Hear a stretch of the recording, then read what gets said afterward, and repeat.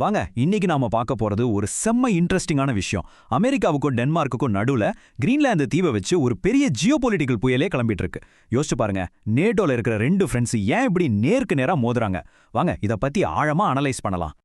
இந்த முழு பிரச்சனையை சிம்பிளா புரிஞ்சுக்க நாம இந்த 5 முக்கியமான விஷயங்களை பத்தி தாங்க பார்க்க போறோம். முதல்ல ட்ரம்போட அந்த மிரட்டல், அப்புறம் கிரீன்லாண்டுனா உண்மையில என்ன, அதோட விலை என்ன, இதனால நாட்டோவுக்கு என்ன ஆகும், கடைசியா இதுல இந்தியாவோட ஸ்டாண்ட் என்ன. சரி, முதல் விஷயத்துக்குள்ள போலாம். இந்த மொத்த பிரச்சனைக்கும் ஆரம்ப புள்ளியே டொனால்ட் ட்ரம்போட இந்த அக்ரெசிவான பேச்சு தான். இது ஏதோ கிரீன்லாண்டை வாங்கலான்னு ஆசைப்படுற மாதிரி இல்ல, இது ஒரு நேரடியான இறுதி எச்சரிக்கை மாதிரி இருக்கு. ட்ரம்ப் என்ன சொல்றாருன்னு பாருங்க.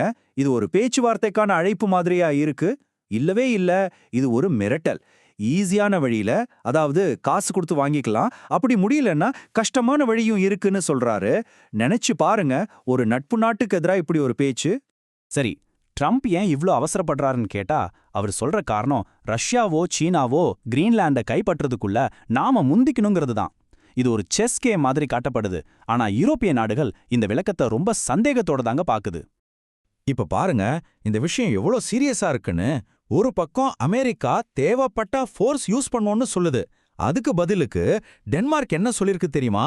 அமெரிக்க படைகள் எங்க எல்லைக்குள்ள வந்தா முதல்ல ஷூட் பண்ணுங்க, அப்புறம் கேள்வி கேளுங்கன்னு அவங்க ராணுவத்துக்கு ஆர்டர் போட்டிருக்கு.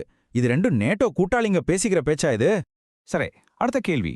ஏன் இந்த பனிமுடின யாருமே இல்லாத தீவுக்கு திடீர்னு இவ்ளோ டிமாண்ட்? அதுக்கு காரணம் அந்த பனிக்கு அடியில புதஞ்சு கிடக்கிற ஒரு பெரிய ரகசியம்தான்.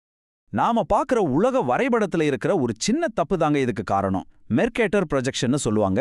அதனால துருவ பகுதிகளில் இருக்கிற நிலம் ரொம்ப பெருசா தெரியும். அதனால தான் மேப்ல இந்தியாவோட பெருசா தெரியிற கிரீன்லாண்ட உண்மையில இந்தியாவோட ரொம்ப ரொம்ப சின்னது.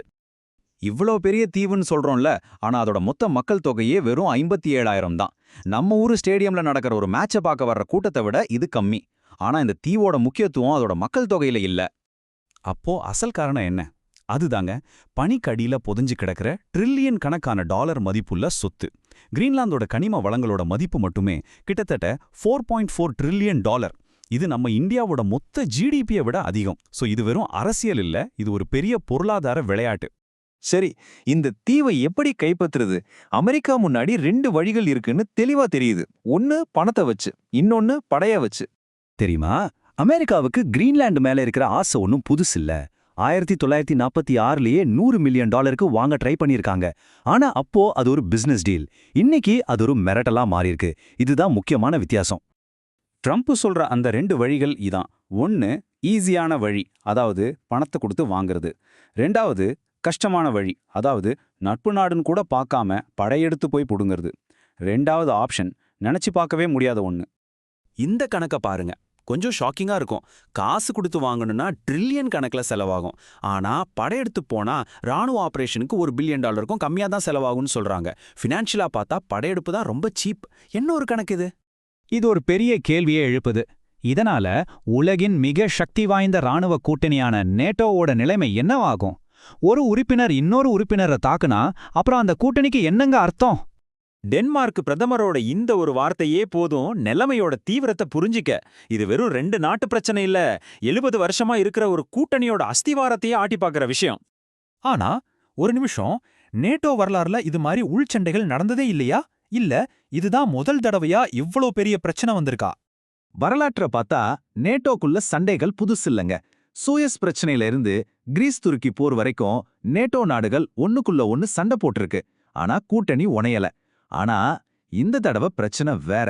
கூட்டணியோட பெரியண்ணன்னு இன்னொரு உறுப்பினர் மேல படையெடுக்கிறத பத்தி பேசுறது இதுதான் முதல் தடவை. சரி, இந்த உலக அரசியல் சதுரங்கத்துல நம்ம இந்தியா எங்க நிக்குது? பதில் அவ்வளவு சுலபம் இல்ல. இந்தியா ஒரு மெல்லிய கயிறு மேல நடக்கிற மாதிரி ஒரு நிலைமையில இருக்கு. இந்தியா ஏன் அமைதியா இருக்குன்னு கேட்டா அதுக்கு பல காரணங்கள் இருக்கு. ஒரு பக்கம் டென்மார்க் நம்ம கிட்ட ஹெல்ப் கேக்குது. இன்னொரு பக்கம் அமெரிக்கா கூட நாம் ஒரு பெரிய ட்ரேட் டீல் பேசிட்டு இருக்கோம். அவங்க வரிய போட்டா என்ன பண்றதுன்னு ஒரு பயம். அதனால பிரான்ஸ், ஜெர்மனி மாதிரி மத்த ஐரோப்பிய நாடுகள் என்ன செய்துன்னு பார்த்துட்டு அதுக்கப்புறம் ஒரு முடிவெடுக்கலான்னு இந்தியா வெயிட் பண்ணுது. சோ நம்ம கிட்ட வர்ற கடைசி கேள்வி இதுதான். ஒரு பக்கம் ஜனநாயகம், நட்பு, இன்னொரு பக்கம் நாட்டின் பொருளாதாரம், பாதுகாப்பு. இந்த மாதிரி ஒரு இக்கட்டான நிலைமையில இந்தியா என்ன செய்யணும்? இத பத்தி நீங்க என்ன நினைக்கிறீங்க?